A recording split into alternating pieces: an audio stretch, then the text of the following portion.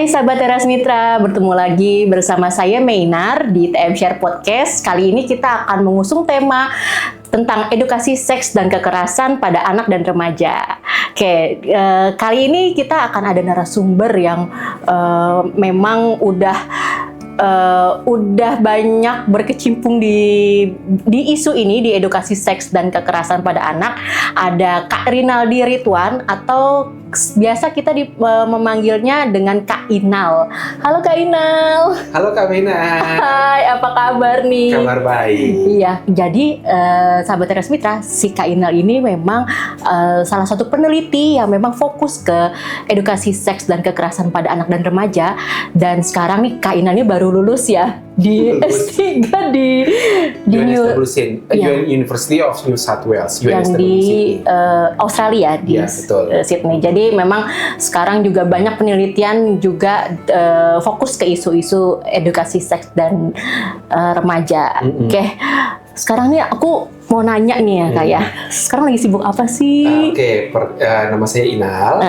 Saat ini memang saya selama ini pengalaman kerja memang lebih banyak terkait dengan pendidikan kesehatan reproduksi dan seksualitas. Karena itu namanya macam-macam ya, bisa dibilang pendidikan kesehatan reproduksi, pendidikan seks, pendidikan kecakapan hidup, itu macam-macam ya. Iya, macam-macam ya. Jadi itu bilang gitu ya. Jadi pendidikan keterampilan hidup. Jadi sebenarnya ya intinya itu kan pendidikan untuk mengajarkan anak-anak supaya bisa berdaya terkait dengan memilih, membuat pilihan yang sehat terhadap tubuhnya. Nah, jadi pengalaman saya sejauh ini memang S3 saya, PhD saya tentang sex education di Indonesia. Penelitian saya selama kurang lebih 5 tahun ya, dari tahun 2019.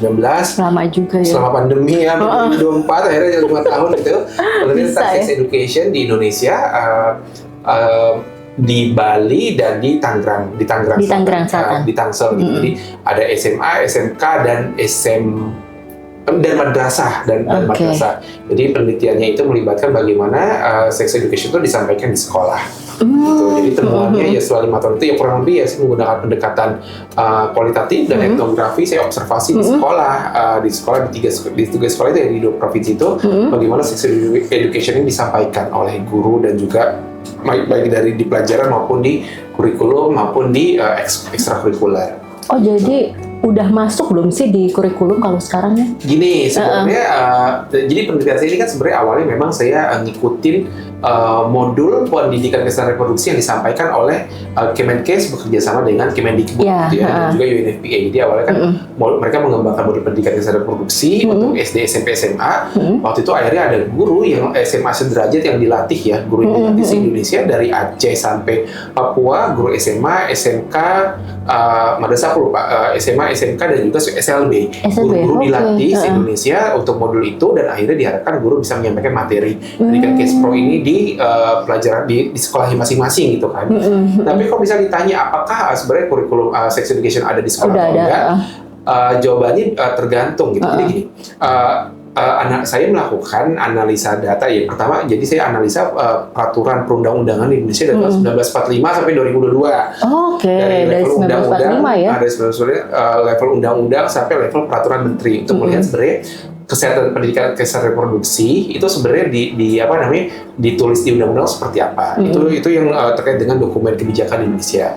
Terus juga saya melakukan observasi langsung di sekolah, di mana di mata pelajaran kayak biologi, penjaskes, agama, terus juga ada wawancara, dan saya tanya ke siswa bagaimana pendidikan seks itu disampaikan di pelajaran kayak di sosiologi, antropologi, berbagai mata pelajaran. Hasilnya kan kalau misalnya ditanya mungkin ada atau enggak, sebenarnya gini, ketika kita bicara sex education itu, yang di PhD saya menggunakan kerangkanya dari ITGSE, International Technical Guidelines for Sexuality Education. Jadi sex education, jadi nanti pas dieditnya ini ya, nanti pas edit kan ada ting, komponen sex education ting gitu ya. Iya, bisa. Ya. Jadi ada pengertiannya di situ. Gitu ya.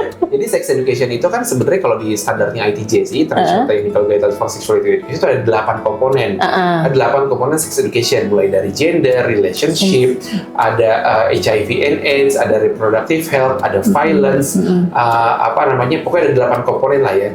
Nah, jadi violence ya. Violence itu juga salah satu komponen kekerasan itu, komponen sex education. Jadi kalau misalnya dibilang sex education itu terkait dengan seks, itu enggak.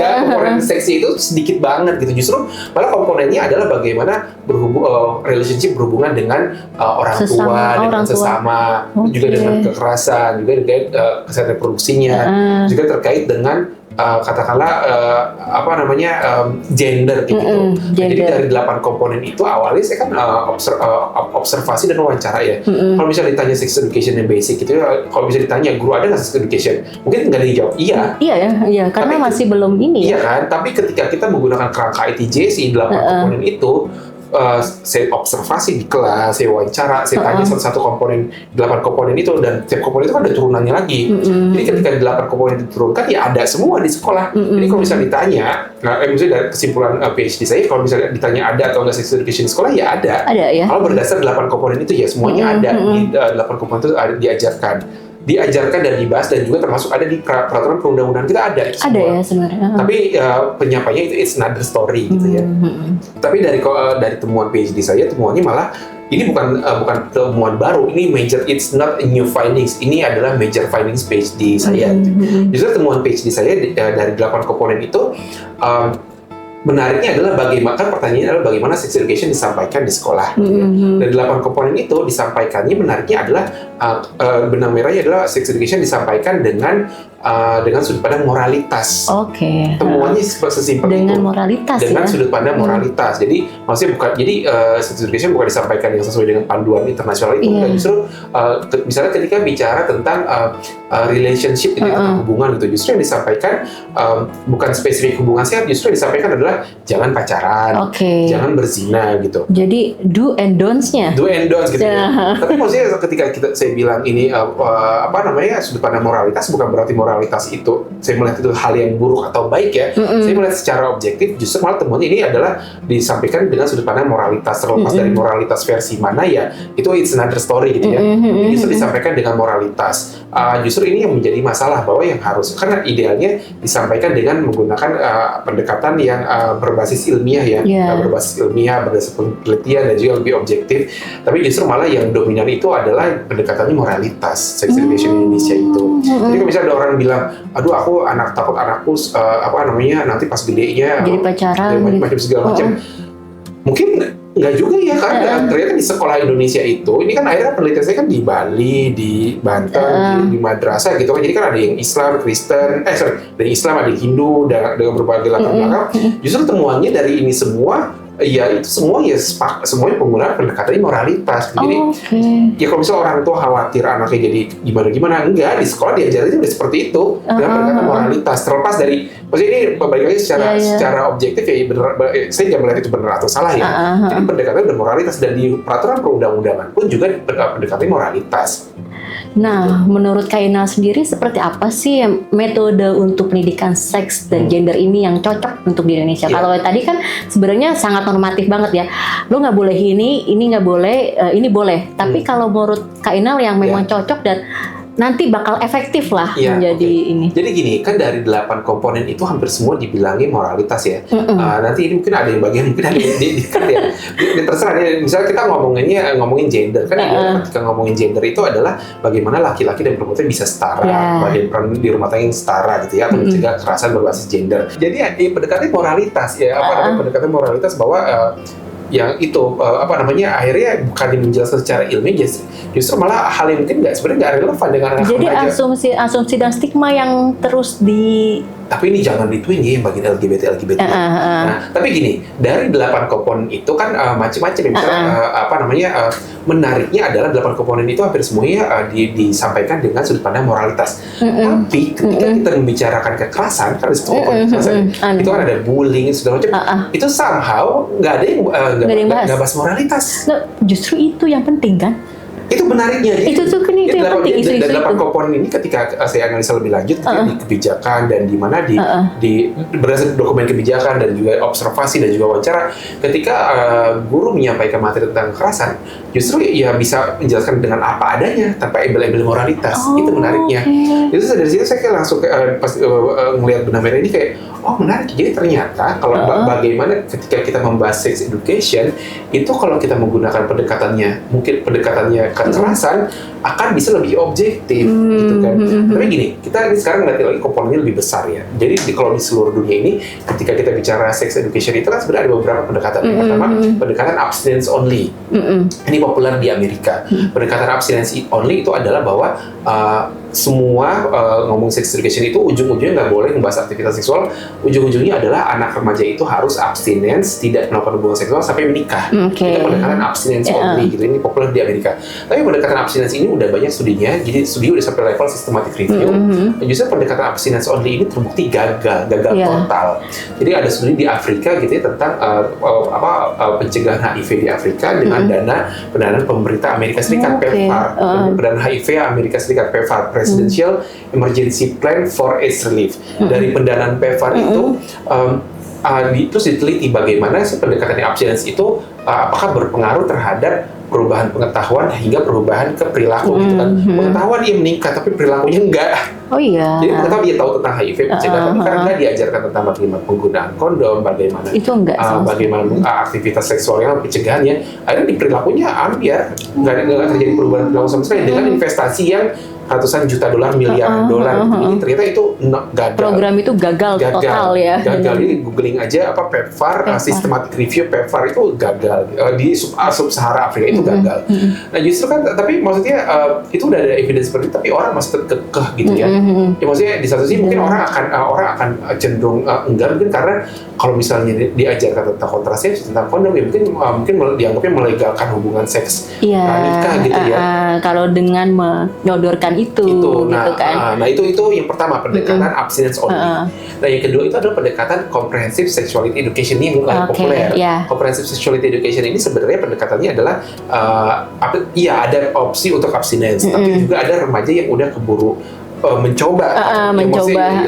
Ya pasti di mana-mana nggak mungkin akan ada remaja yang mencoba gitu kan, termasuk mengajarkan kontrasepsi. Nah itu ada juga systematic review-nya yang mengevaluasi comprehensive sex education. Dari systematic review ini yang comprehensive sex education justru memang terlihat bahwa perilakunya bisa lebih positif gitu. Jadi misalnya yang dikasih comprehensive sex education, sexual education itu akan lebih cenderung untuk menggunakan kontrasepsi, bertanggung jawab itu ya. Cenderung untuk ketika punya partner seksual, partnernya nggak banyak, nggak sebanyak kalau mungkin dia nggak dapat intervensi sama sekali. Terus habis itu dia akan lebih tahu apa itu konsep kekerasan dan mencegah kekerasan berbasis gender atau kekerasan seksual gitu. Nah itu yang aliran yang kedua yang CSI. Nah, tapi juga kan kalau kita ngomongin CSI itu ada kontrasepsi, kita ngomongin sih nggak mungkin juga ngomongin kontrasepsi kan susah, pelik ya kak ya gitu kan. Nah terus in between ada lagi nih yang berusaha untuk mengadvokasi pendekatan yang ketiga namanya pleasure based sexuality education.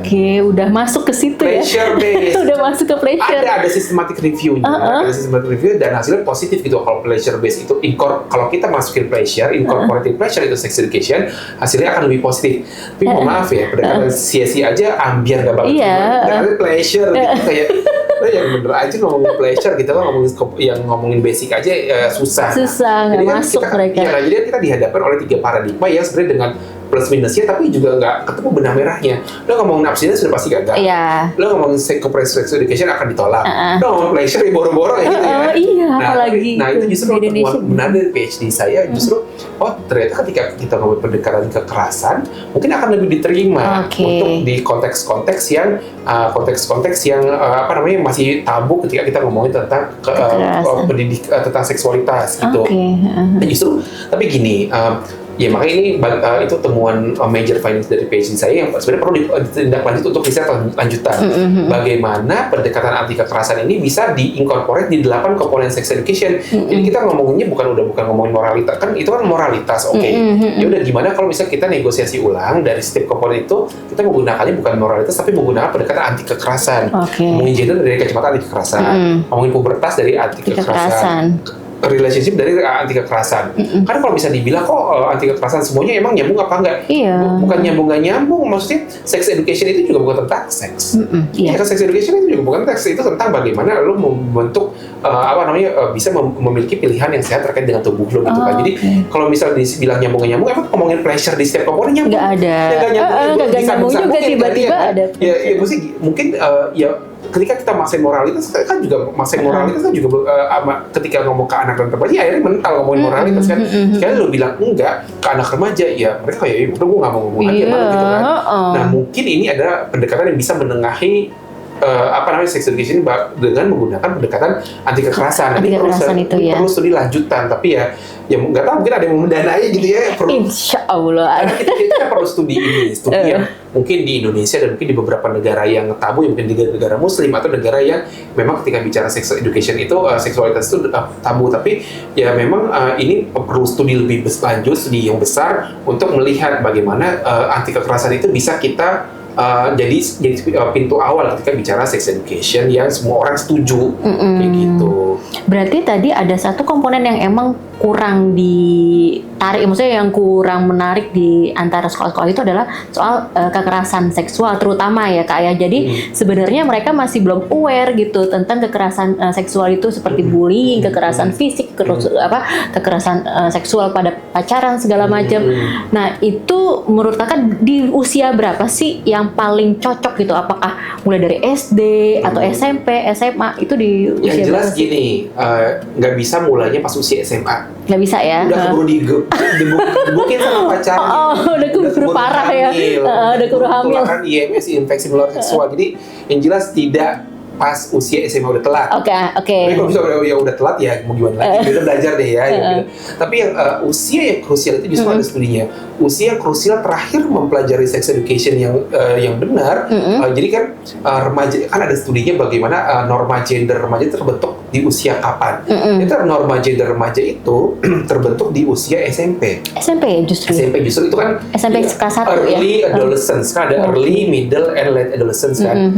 Ya justru di usia early adolescence, yakni usia kelas 5, 6 SD dan SMP kelas 1 sampai 3, itu usia terakhir kita bisa intervensi remaja sebelum dia akhirnya normanya udah terbentuk gitu.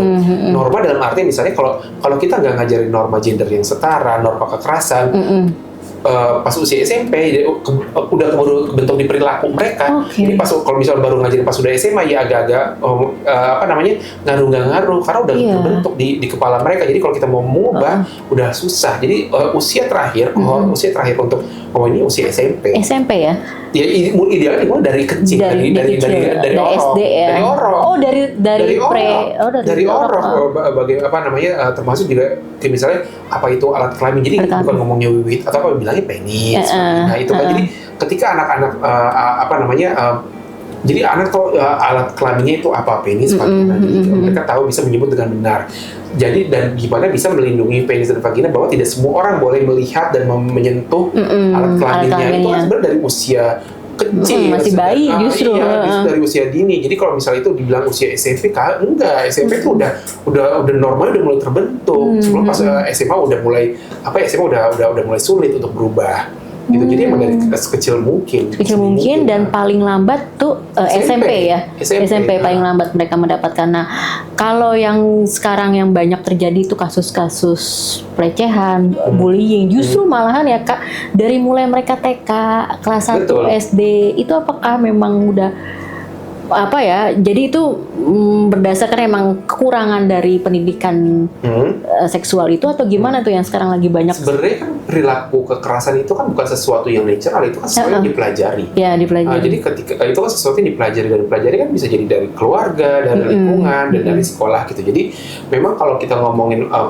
kenapa bisa anak TK udah ngebully, anak SD udah ngebully, ya kita jangan melihat di anaknya, kita melihat di lingkungannya, orang tuanya seperti apa gitu. Jadi mohon maaf, kalau bisa seperti itu ya mau kan ada peribahasa buah tidak jauh yaitu dari pohonnya. Dari pohonnya. Ya mau nggak mau yang dicek orang tuanya. Orang tuanya dan lingkungan di mana dia tumbuh. Mungkin orang tuanya baik-baik aja misalnya. Tapi ternyata lingkungannya sekelilingnya preman gitu. Jadi ya sulit itu juga saya temukan gitu. Kan saya kan melakukan evaluasi program anti bullying Kemendikbud dari tahun 2022 ya, tahun 2022 sampai awal 2023. program anti perundungannya Kemendikbud, program Roots di SMP SMA se-Indonesia. Itu kan ada program se-Indonesia kan, bisa melakukan studi kualitatif di 5 wilayah gitu ya, di mana di DKI Jabodetabek, di Jawa Tengah, di Jawa Timur, di Makassar, dan satu lagi itu Makassar dan di Lombok gitu ya, di Lombok bukan Lombok, di Indonesia Timur, Papua dan Maluku. Jadi 5 region ini. Banyak juga ya. Iya, dan itu studinya besar karena kan ini program Kemendikbud ya. Dari studi itu ketika ditanya pertama kali mengalami bullying, justru kan sebenarnya itu kan studinya pada anak SMP, SMA. Justru itu terjadi dari usia SD. Mereka mengalaminya. Itu SD. Terus juga temuan yang menarik adalah walaupun anak-anak ini udah diintervensi dan berubah gitu ya, value mereka tentang bullying, mereka akhirnya tahu bahwa bullying itu salah, tidak bisa dibenarkan. Dari yang tadinya kan tidak tahu jadi tahu gitu kan, dari tidak tahu jadi tahu bahwa dari tadi mengalami terus habis itu pasrah, mengalami akhirnya itu salah, gue nggak bisa dilawan seperti itu kan. Justru dari studinya itu ditemukan bahwa anak-anak ini udah aware, tapi permasalahannya dimentok di mungkin sekolah. Misal mereka udah aware, ternyata gurunya masih permisif terhadap bullying, kepala sekolah masih permisif, atau misal di rumah, lingkungan rumahnya sekelilingnya preman gitu. Jadi maksudnya anak-anak ini mau berubah ya gimana? Anak-anak kan nggak punya power apa-apa. Kan hidup mereka ditentukan oleh orang tua, orang dewasa, dan orang sekitarnya. Iya, kan? orang sekitarnya. Jadi mereka udah punya kesadaran, tapi ternyata lingkungan sekitarnya juga masih pro kekerasan, ya nggak banyak yang bisa dilakukan akhirnya. Gitu. Ya mungkin mengharapkan ketika anak ini udah dewasa mereka baru bisa mempengaruhi sekitarnya. Tapi balik lagi untuk anak dan remaja, mereka udah diintervensi selama orang dewasanya belum berubah, ya mentok. Jadi sebenarnya kalau ketika kita bicara tentang anak-anak dan remaja, korban kekerasan, sebenarnya yang perlu diubah itu bukan anak dan remaja, yang perlu diubah adalah orang dewasa. Orang dewasanya ya. Orang tuanya, orang sekitarnya, omnya, tantenya, gurunya. Bukan tanggung jawab sekolah. Ya sekolah juga. Orang dewasanya. Jadi anak itu mau ditempatkan dimanapun, ya dia sebenarnya bisa jadi menjadi anak-anak yang baik, tidak violent.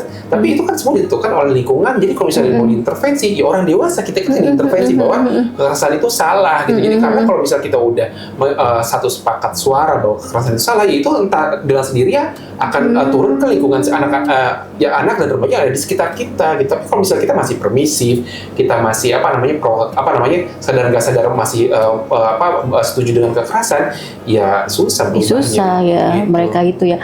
Nah, yang paling banyak nih ya, ternyata kemarin tuh pas lagi banyak kasus pembullying itu di anak-anak SMA, dan emang mereka itu ada kayak dari turunan-turunan pejabat segala macam. Itu kan menjadi framingnya kan jadi ada yang artis lah, dia anaknya artis segala macam. Itu kan kayaknya ini banget ya. Apakah memang ada yang kayak stigmanya seperti itu gitu?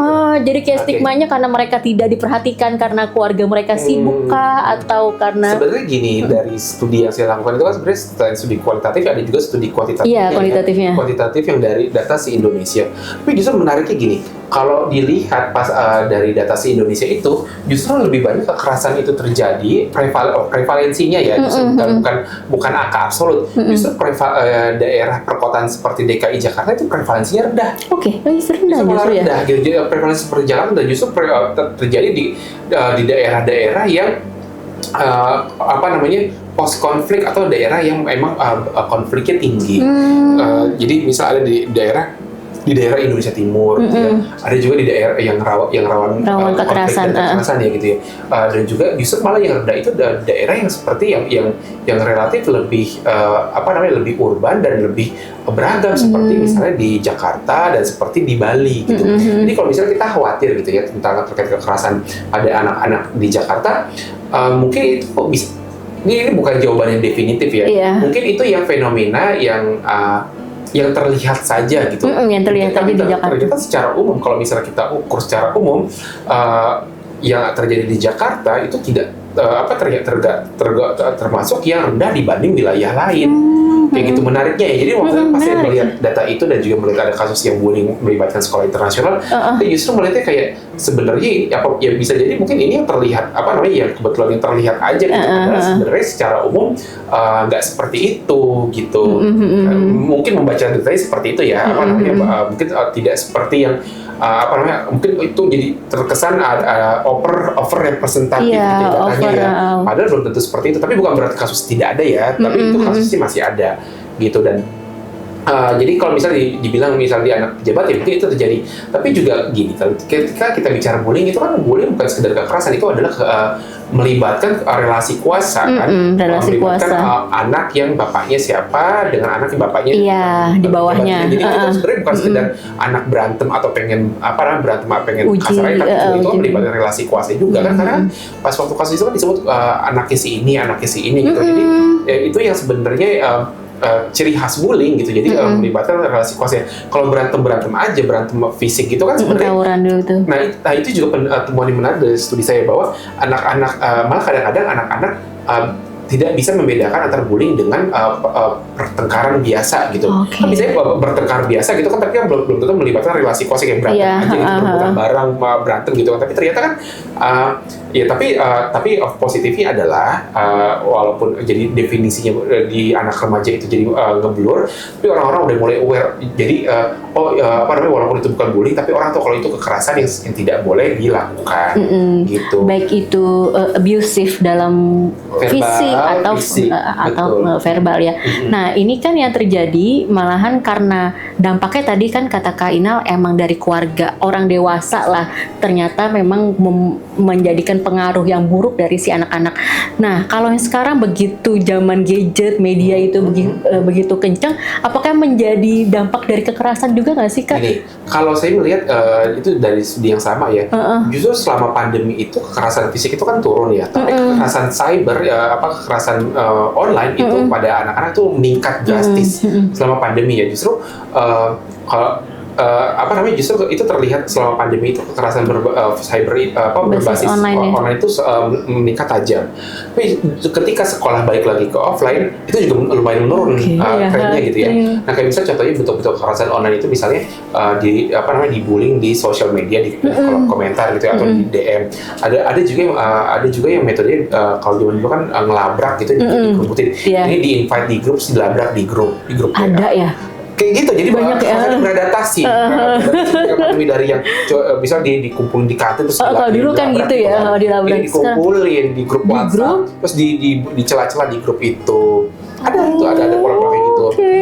Jadi ya kalau bisa dibilang online, apakah online bisa itu ternyata online itu justru malah memindahkan yang ada yang di offline ke online gitu. Justru ketika pandemi fisik menurun, kekerasan fisik menurun, justru di online pada pindah ke sana. Online malah pindah ke situ baik di media WhatsApp, sosial media gitu ya, benar-benar. Kita lihat kan dulu ada pas pandemi ospeknya online gitu. Kayak gimana ospek online kan ketawa. Tapi ternyata anak-anak ada ya. Ternyata anak-anak ini ketika ospek online pada nurut gitu ya, dan dibentak-bentak online gitu kan ada pas via Zoom. Tapi kan ada yang membelot ya di screenshot kesebar ke Twitter gitu kan. Ini nih seniornya nih yang kayak begini nih ya. Kan kalau zaman dulu kan ya udah gitu, tapi zaman sekarang kayak di capture gitu ya. Sebar kemana kalau bisa ada terkait dengan kekerasan. Ya, tapi itu maksudnya akhirnya kayak pisau bermata dua. Di satu sisi ini kan sebenarnya semua pelaku anak bawah umur gitu kan, semua anak bawah umur. Mereka melakukan kekerasan terus akhirnya viral. Di satu sisi kasus-kasus ini mulai menguak, tapi menguaknya ya mereka masih bawah umur yang harusnya dilindungi oleh orang sekitar dan oleh undang-undang, bahwa anak bawah umur ya walaupun dia melakukan kekerasan dia nggak boleh kayak expose keluar gitu. Nah itu juga malahan banyak yang tidak terekspor keluar ya, maksudnya benar-benar cuman oke di capture terus nanti disebarin ke si lingkungannya mereka doang kan. Nah tau nggak yang waktu itu pernah ada yang kasus anak pejabat ya, terus lagi itu dia melakukan bullying ke mantan pacarnya itu kan menjadi besar banget dan itu kan sampai melibatkan nggak cuma relasi mereka si anak doang, tapi relasi ke bapaknya juga, harta bapaknya juga dikorek-korek juga. Itu menurut kakak sendiri, apakah memang sekarang kok malah jadi ke ke wilayah itu, tapi padahal tadi kan sebenarnya di lingkungan yang lebih rural lagi, yang lebih terpencil lagi, sebenarnya itu yang paling banyak gitu loh. Ya baik, ya mungkin ya memang karena semakin tinggi penetrasi internet, jadi semuanya diumbar-umbar gitu dan diskusi juga cepat terjadi di sosial media. Tapi balik lagi gini, ketika terjadi bullying gitu ya, balik lagi harusnya dikembalikan orang tua dan orang dewasa itu posisi di mana ketika terjadi bullying gitu ya. Karena balik lagi ketika itu terjadi ya maksudnya memang harus ditangani dengan baik dan oleh profesional, dan jangan sampai itu kesebar kemana-mana, karena kan ini balik lagi kedua belah pihak, pelaku dan korban sama-sama anak gitu kan. Sama-sama anak, walaupun geramnya kita orang dewasa terhadap pelaku gitu ya dengan kasus itu, tapi balik lagi kalau misalnya itu melibatkan anak bawah umur, ya itu semua kita nggak boleh diekspos ke publik. Sebenarnya nggak boleh ya. Dan itu masih di ranahnya hukum gitu kan, nggak boleh ya. Biarkan itu proses itu, hukum itu berjalan, walaupun ya kita juga tahu mungkin ada titipan-titipan, tapi balik lagi ketika melibatkan anak bawah umur, ya baik dari media maupun kita orang dewasa, kita nggak boleh sembarangan nyebarin video itu melibatkan anak bawah umur. Itu. Tuh sahabat Teras Mitra, jangan menyebarkan video-video yang berupa viral di bullying segala macam, itu malah justru nggak boleh gitu loh. Justru malah itu bikin trigger nggak sih Kak? Ini bikin trigger, dan juga itu kan ada anak bawah umur di sana.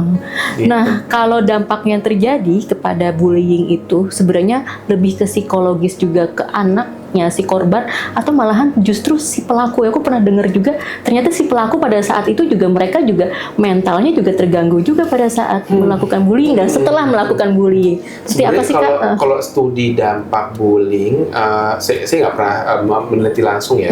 Maksudnya yang saya teliti adalah anak-anak yang mengalami dan mungkin berubah setelah mendapatkan intervensi. Gitu ya. Kalau misalnya dampak mungkin mungkin dampak psikologisnya jelas ya, mungkin apa yang bertahun-tahun kan namanya juga kerasan gitu ya.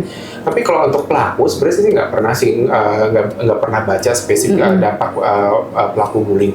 Tapi yang jelas ketika anak menjadi pelaku bullying kan itu kan it tells a lot of story behind gitu.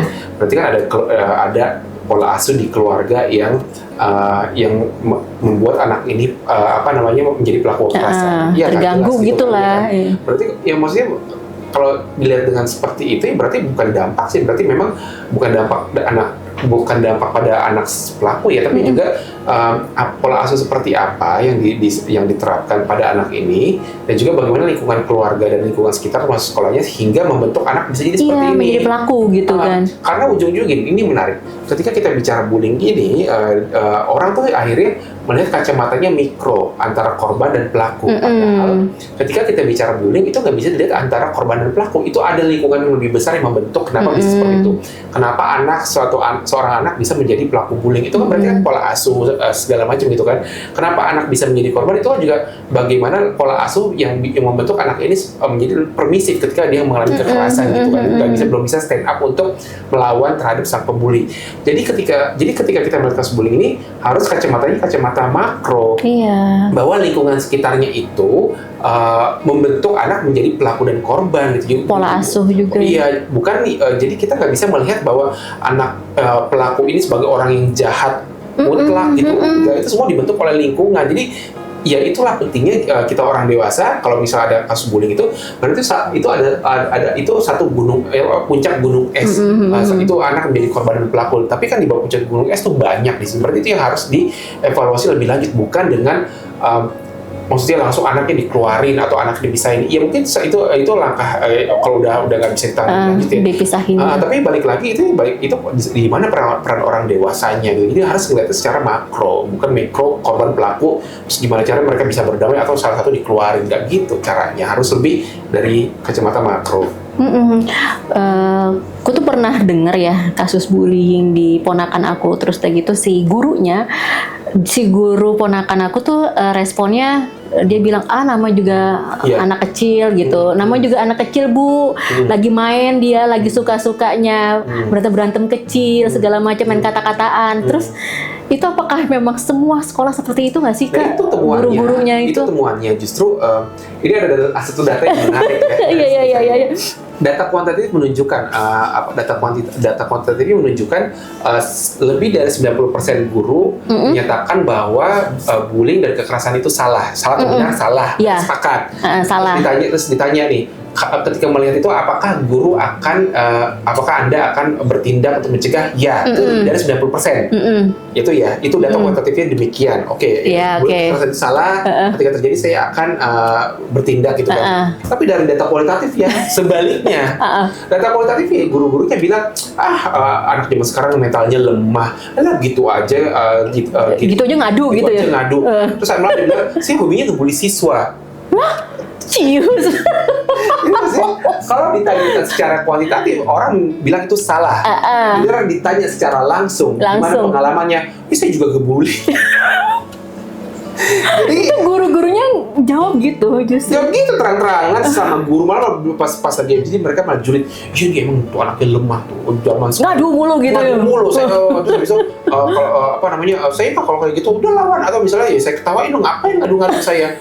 Iya justru itu guru ngomong itu terang-terangan sama guru ketika terjadi FGD gitu. Dan apalagi ketika wawancara juga itu kayak ngapain sih siswa zaman sekarang lemah gitu kan, baru itu doang udah udah ngerasa tersakiti gitu. Jadi memang ya kalau ditanya tadi kan ada guru respon guru gitu. Itu sebenarnya ya respon yang udah ternormalisasi gitu.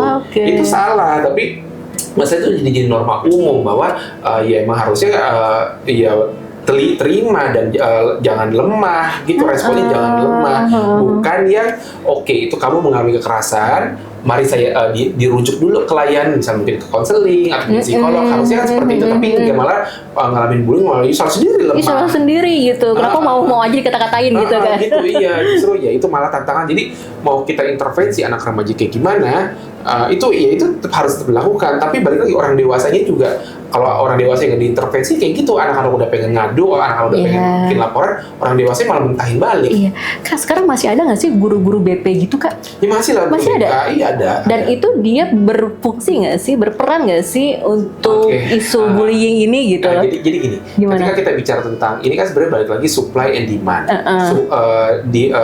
Demandnya itu adalah anak-anak yang mengalami kekerasan ketika mereka dididik ketika kekerasan, mereka akan sadar gitu kan mengalami kekerasan nih. Nah, ketika anak-anak ini udah sadar kan mereka akan akan ada yang gue butuh layanan terdekat gitu kan, di sekolah gitu ya. Layanan ini kan supply-nya bisa guru BK, bisa juga guru buat teman bicara atau teman atau mungkin puskesmas gitu kan ya.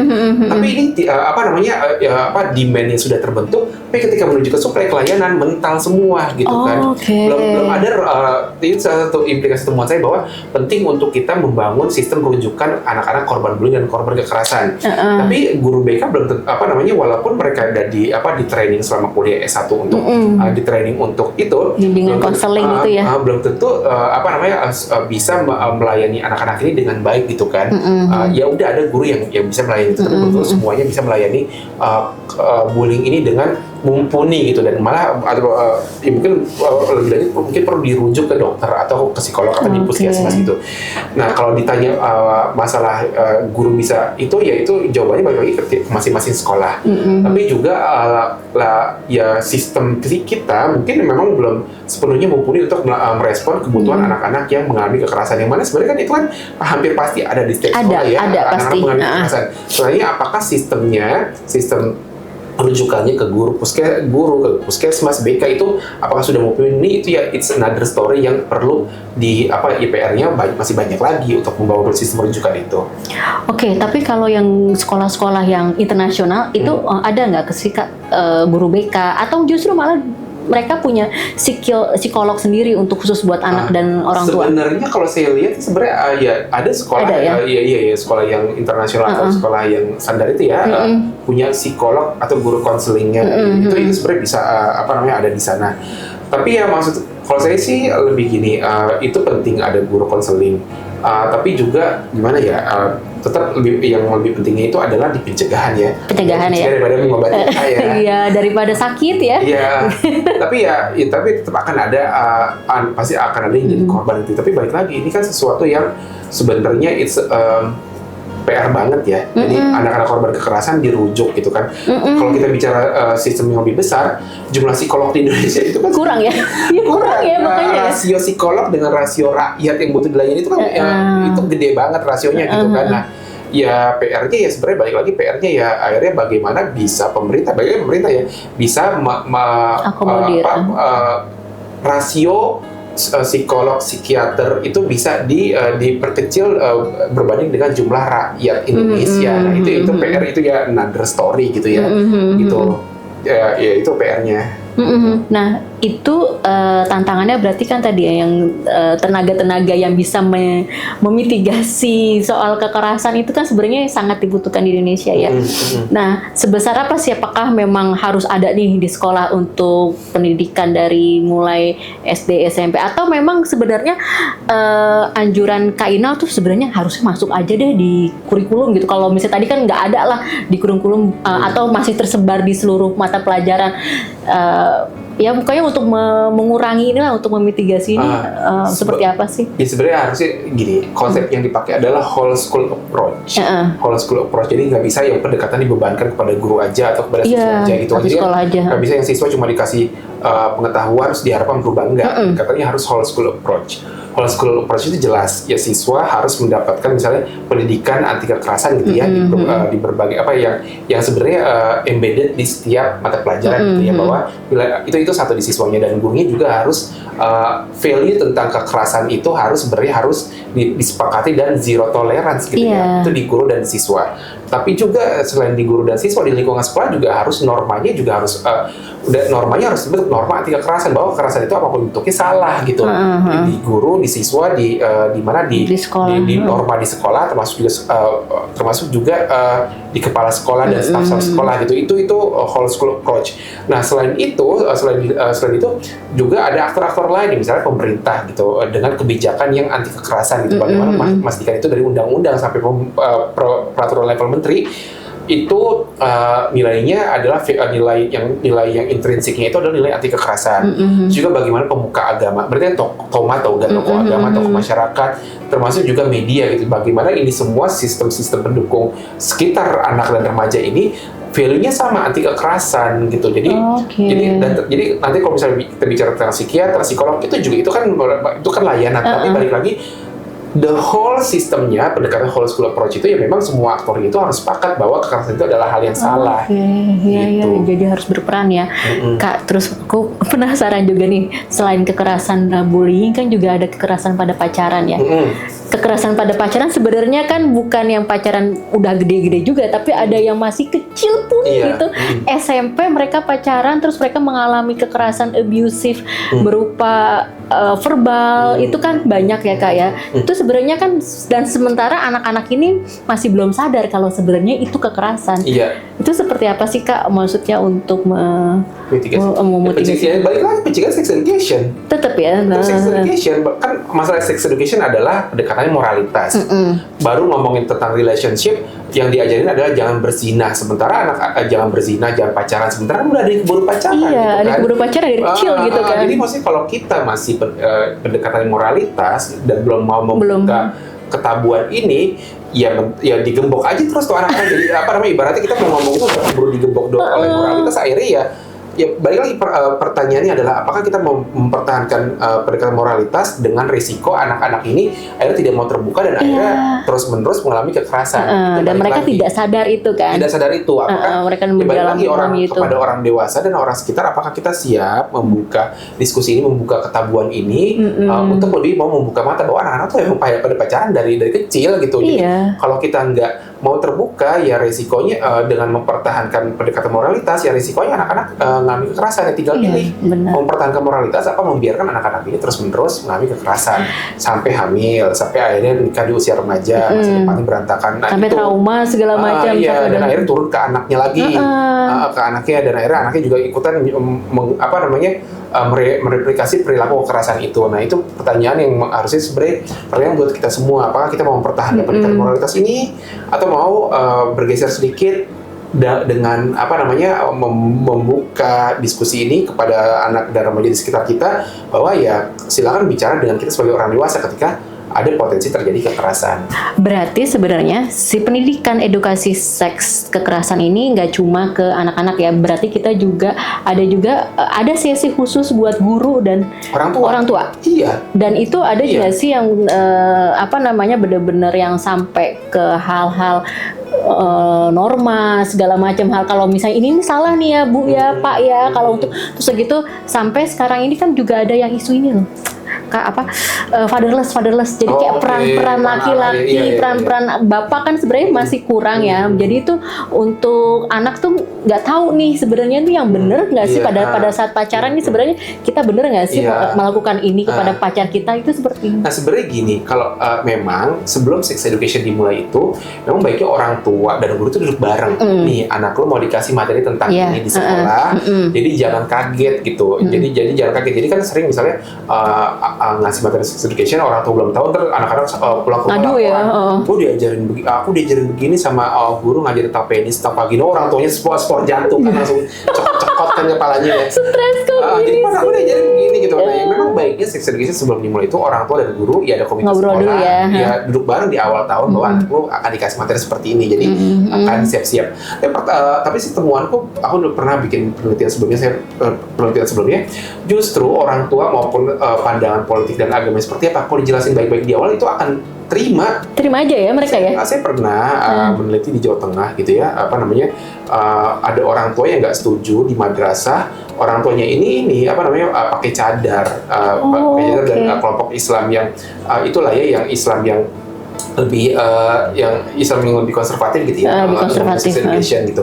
Kok anak saya diajarin sex education? So, akhirnya gurunya ngomong ke orang tua ini, anaknya diajarinnya bukan diajarin berhubungan seksual, bapak ibu diajarinnya ini. Terima aja ya justru mereka ya. Pas sudah dibilang gini, emang intinya orang tua kalau dibilangin dari awal anaknya diajarin, kan sex education yang saya bilang nggak ngajarin seks tentang seks. Dan 8 komponen itu yang tentang seksnya dikit banget gitu. Malah juga nggak ada yang ngajarin tentang seks berhubungan seks, enggak. Ngajarin tentang berhubungan seks, kalau ngajarin seks itu yang itu pleasure.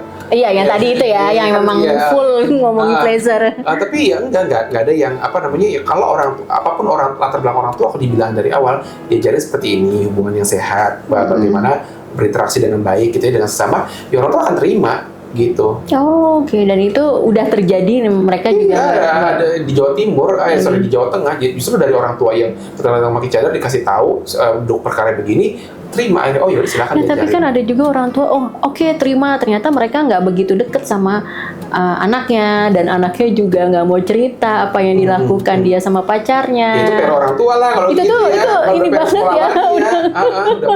Jadinya lagi. ada yang anak yang memang melakukan kekerasan ke pacarnya, ke temannya, itu menurut mereka tuh ya udah itu urusannya anak gitu. Iya. Kita udah ngasih terbaik gitu kan, tapi ternyata anak di sekolah melakukan kekerasan pada pacarnya, mereka juga nggak. Balik lagi pelasu ya, maksudnya kan anak di bawah umur kan sebenarnya pasti tanggung jawab orang tuanya. Kalau ada apa-apa orang tua tanggung jawab ya, balik lagi pilihan ya, apakah nunggu sampai bomnya meledak, orang tua keseret-seret, atau ya orang tua mau bicara atau enggak ya. Balik lagi menurut saya gini, kalau kita bicara tentang pendidikan seks itu intinya adalah bagaimana orang dewasa mau memproses emosinya yang mungkin belum pernah mereka proses dari kecil gitu ya. Apakah dia pernah bagaimana pola asuh orang tuanya dia dulu, bagaimana menurun ya berarti ya. Iya, itu kan pasti nggak disadari akan menurun gitu. Jadi balik lagi, kalau misalnya ada isu soal fatherless, orang tua nggak deket sama anak, ya nggak bisa kita intervensi anaknya. Justru orang tuanya itu harus mau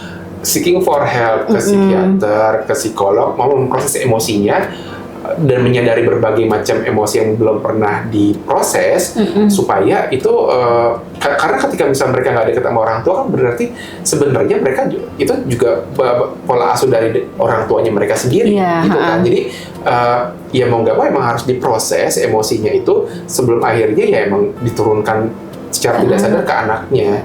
Gitu. Ya balik lagi, memang harus menjadi best friend ya dengan menjadi best friend dengan anak ya. Dengan psikolog dan psikiater. Gitu. Dan itu sekarang masih aware nggak sih isu mental health juga nggak sih ke orang tua itu? Kalau saya ingat terutama dari generasi milenial kan sekarang anaknya udah pada SD, udah SMP, SMA gitu. Kesadaran untuk seeking for help itu memang udah mulai meluas ya, tapi terutama masih di ibu-ibunya, belum di bapak-bapaknya. Belum gitu ya. maksudnya udah ada, tapi maksudnya animo masyarakatnya masih ke ibu-ibu ya? Masih di ibu-ibu gitu. Kalau misalnya ada training atau workshop tentang pengasuhan, parenting, tentang proses emosi, justru sebenarnya lebih banyak kan perempuan ketimbang bapak-bapaknya. Kenapa masih tabu juga nggak sih Kak kalau kayak gitu? Ya balik lagi, mungkin salah satunya ya terkait dengan norma maskulinitas. Bahwa laki-laki seeking for help kayak banci lo ya, gitu kan, lo lemah gitu kan. Itu PR, another PR. Tapi balik lagi ya seharusnya yang diintervensi adalah orang dewasa, bukan anak-anak. Gitu. Justru kalau pada saat ketidaksepakatan antara banci dihapus sih. Iya ibu, nanti kita hapus yang banci tadi itu. Iya, oke. Walaupun kalau kita ngomong sadar banci ya. Iya, jadi gue tuh lemah gitu ya.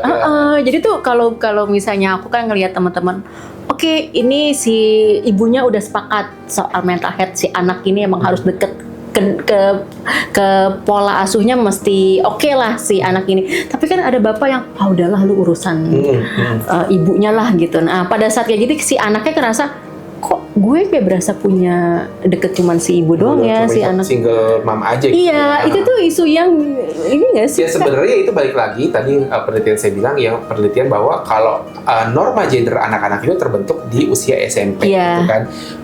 Jadi kalau misalnya gini, norma gender yang terbentuk ketika SMP itu kan misalnya pas ketika SMP itu terbentuk adalah laki-laki harus kuat dan nggak boleh nangis gitu kan. Misalnya norma gender terbentuk di SMP seperti itu. Perempuan harus perempuan yang boleh lemah cuma perempuan, yang boleh seeking for help itu cuma perempuan gitu ya. Jadi balik lagi kalau misalnya ada orang ya kayak gitu ya, balik lagi itu harus terakhir diintervensi di usia SMP ya. Usia SMP. Kalau misalnya udah lewat usia itu udah nggak bisa diintervensi gitu. Tapi juga bagaimana memastikan ya balik lagi ya orang dewasa sih. Orang dewasa yang menjadi PR-nya tuh. PR jadi kita tuh nggak bisa kita harus mencegah remaja dari pergaulan bebas. Kita harus mencegah remaja dari pacaran apa segala macam. Nggak bisa ya.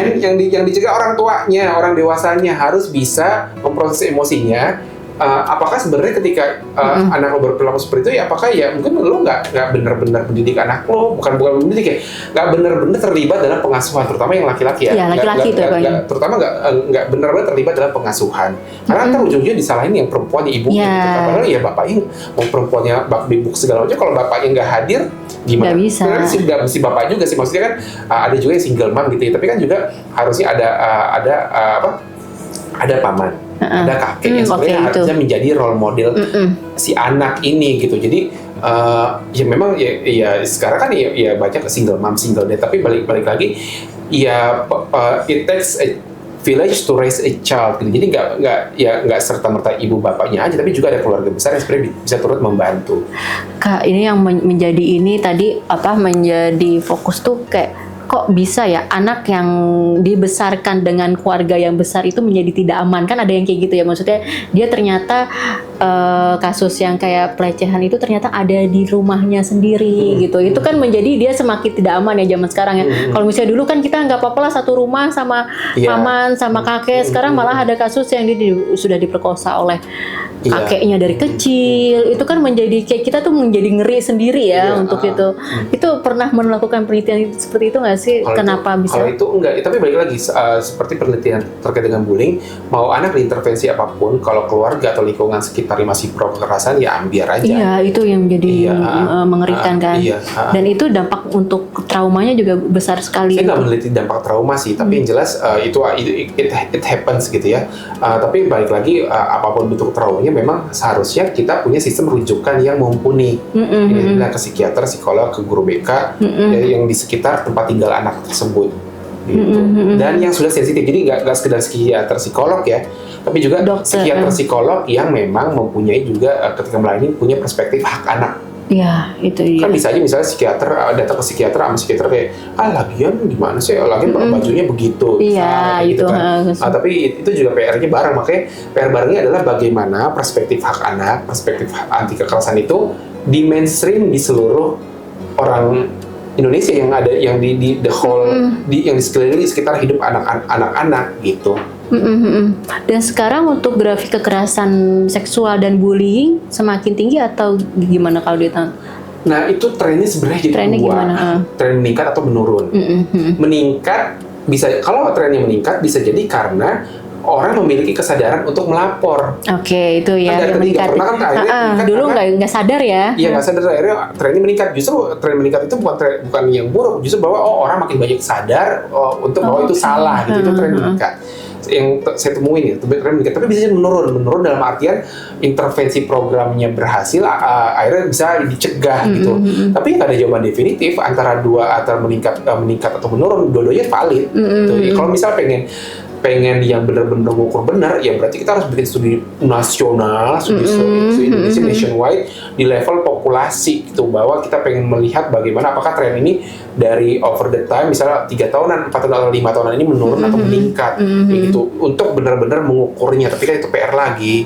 Jadi sekarang udah banyak yang sadar ya, maksudnya untuk anak-anak ini, ternyata saya sebagai korban gitu loh, ternyata saya sebagai ini, sebagai yang sudah pelaku gitu, dan itu tuh sudah mulai menyadari dan mereka sudah lapor, baik itu berwajib atau justru ke sekolah dulu yang paling deket itu.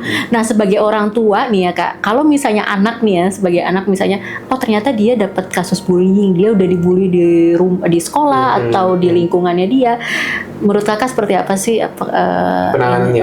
Penanganan sebagai orang tua? Kalau ada terjadi kasus bullying, yang jelas kan sekolah harus dilaporin ke sekolah, yang jelas ya. Iya, itu. Yang jelas harus dilaporin ke sekolah, dan juga intinya gini, semangatnya adalah semangat untuk keadilan dan kesejahteraan anak korban. Semangatnya itu dulu, bukan semangat untuk menghukum pelaku.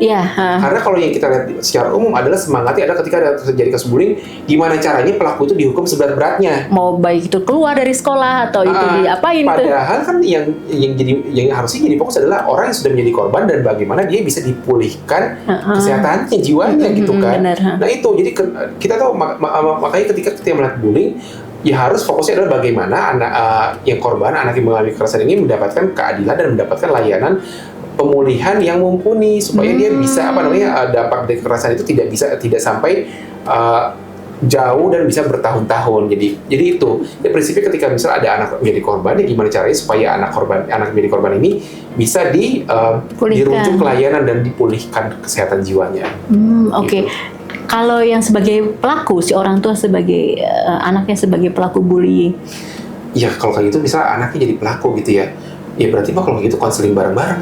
Konseling bareng-bareng bersama si orang tuanya juga. Iya, anak sebagai pelaku dan juga orang tuanya harus konseling bareng-bareng. Pola asuh apa di lo yang membuat anak lo kok bisa jadi pelaku gitu. Nah itu kan susah. Entah paling kalau kayak gitu orang tuanya akan nyalahin anaknya.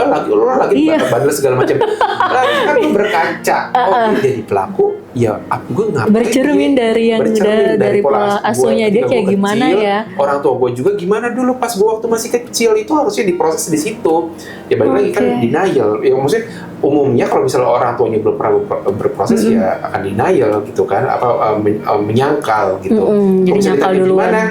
Gimana ya PR-nya lah buat orang tuanya untuk dia memproses emosinya sendiri sebelum akhirnya dia bisa berefleksi kenapa anak saya bisa begitu. Jadi memang pencegahan lebih bagus ya, mesti pencegahan lebih oke. Jadi mendingan dikasih edukasi tentang seksual dan kekerasan dulu lah, supaya nih anak jangan ini nggak boleh, ini boleh gitu loh. Jadi bener-bener apakah kayak praktek atau bukan praktek, biasanya kayak dikasih contoh.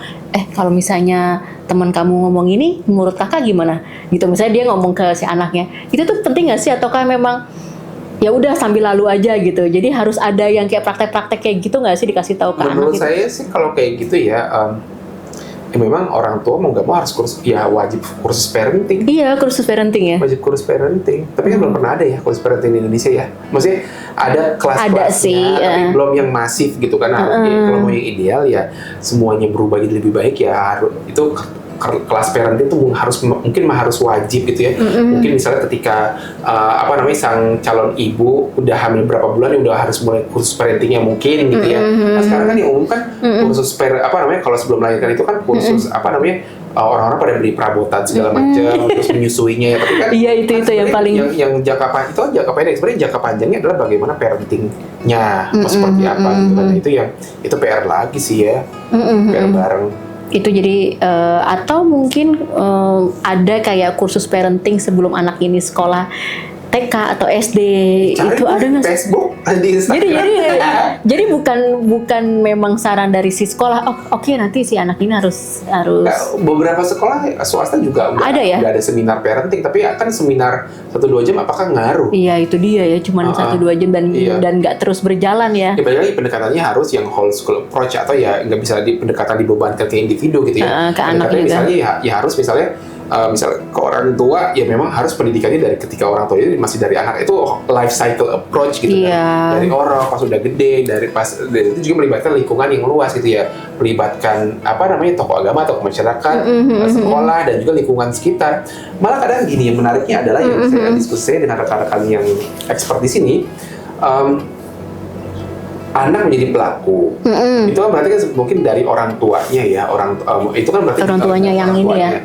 Kadang yang kita luput adalah bagaimana lingkungan kerja orang tuanya tersebut.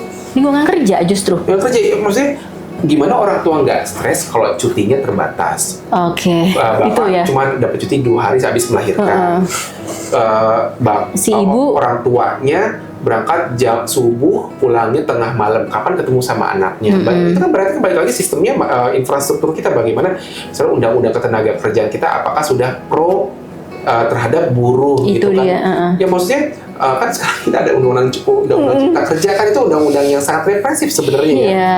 Kemudian dari undang-undang yang represif itu tuh turunnya tuh jauh sampai ke anak-anak.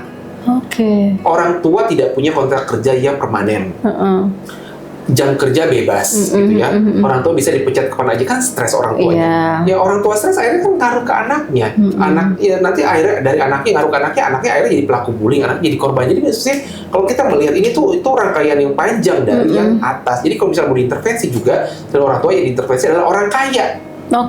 Orang kaya yang pengusaha, yang punya perusahaan gitu segala macam, itu yang diintervensi juga, bahwa jangan intervensi bukan rakyat jelata, bukan rakyat jelata, yang diintervensi adalah orang-orang kaya konglomerat, bahwa lu nggak ngasih lingkungan kerja yang kondusif, yang baik bagi itu ngaruh ke karyawan lo, ngaruh ke anaknya, ngaruh ke bullying. Jadi kalau misalnya lu komplain anak gue ini gitu ya bisa jadi mungkin anak yang jadi pelaku bullying, anak kerja satu perusahaan dengan kerja di perusahaan lu, yang mana menjadi peraturan yang tidak family friendly, dan sangat represif jadi maksudnya jangan heran itu akhirnya semua ujung-ujungnya di anak kan di hilirnya, padahal hulunya itu adalah membuat kebijakan orang kaya, pengusaha yang punya aturan. Jadi bapak-bapak yang punya power itu ya sebenarnya Anda kuncinya untuk mencegah bullying di anak-anak. Ini kayaknya benang merahnya udah langsung yang di atas ini, yang di hulunya ini yang sebenarnya di peraturan. Kalau bikin peraturan yang anti buruh, peraturan yang tidak pro pekerja, tidak pro keluarga, ya dampaknya ke anak kecil. Jadi kalau misalnya melihat anak kecil perilakunya aneh, ya mungkin itu salah satu dari andil dari peraturan yang Anda buat. Jadi psikologis untuk pekerja juga berpengaruh pada psikologis pada anak gitu ya. Kayak ini ya gimana sih maksudnya lo kerja dari subuh sampai malam, nggak ada cuti, terus habis itu lembur gitu ya, pressure-nya tinggi. Gimana dengan lingkungan itu Anda bisa namaste, bisa zen gitu ya, ke anak jadi bisa ke anak bisa santun ngomongnya lebih tenang, itu kan nggak bisa ya kayak gitu kan.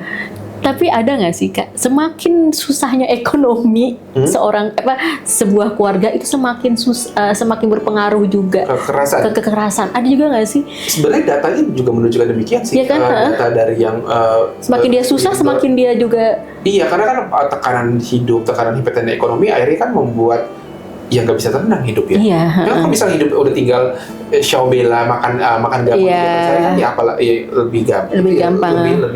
Lebih tekanan nggak terlalu banyak, tapi kalau misalnya himpitan ekonomi banyak ya akhirnya berdampak ke anak juga gitu kan. Iya, semakin kalau yang kayak si bapak ini pernah yang kasus si bapak ini sampai ngebully anaknya karena dia juga susah jadi driver Gojek kan, pernah ada yang kayak gitu kan.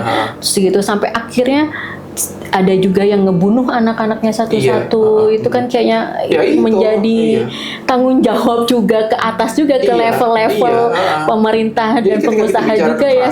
Balik lagi nggak bisa melihatnya mikro anak saling ngebully gitu ya.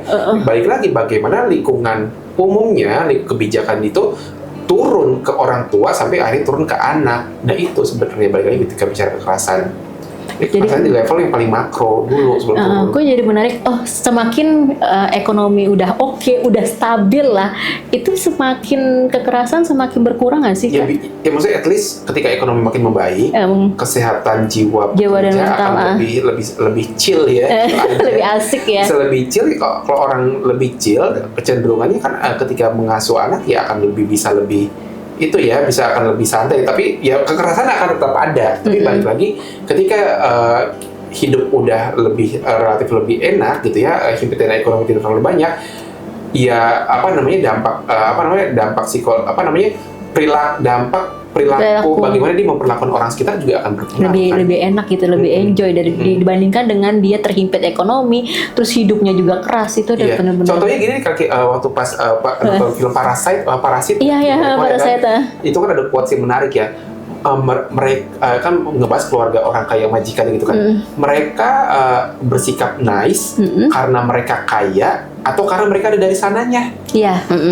Kan orang bisa bersikap nice ya mungkin karena mereka kaya. Karena mereka kaya, jadi mereka nggak ada himpitan ekonomi, makanya mereka bisa bersikap manis gitu, ke semua orang. Ketika hidup lu sehari-hari harga cabai mahal, hidupnya susah gitu kan. Kemana-mana naik angkot himpit-himpitan panas-panasan gitu ya. Ya gimana lu bisa tetap namaste zen gitu ya? Dibandingkan dengan kemana-mana ada supir atau misalnya kemana-mana naik helikopter gitu ya.